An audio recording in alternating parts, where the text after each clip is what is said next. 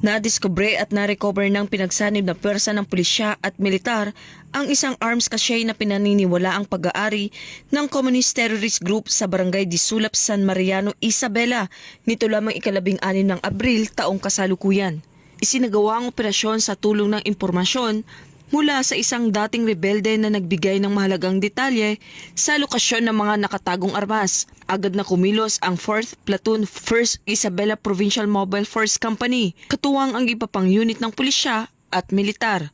Sa operasyon, nahukay ang mga kagamitang pandigma kabilang ang improvised explosive devices, mga bala, granada, C4 explosives, blasting cups at iba pang kagamitan. Ang mga nakumpiskang kagamitan ay dinala sa 1st IPMFC headquarters para sa dokumentasyon, habang ang mga eksplosibo ay isinailalim sa tamang disposisyon ng Provincial Explosives Canine Unit.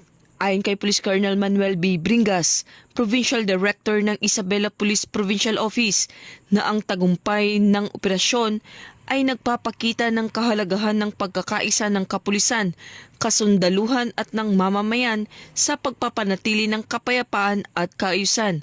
Patuloy namang hinihikayat ang publiko na makipagtulungan at magbigay ng impormasyon upang tuluyang mapigilan ang banta ng terorismo at mapanatili ang seguridad sa buong lalawigan ng Isabela.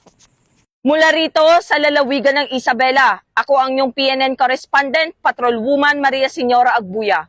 Bagong PNP para sa bagong Pilipinas na may serbisyong mabilis, tapat at nararamdaman.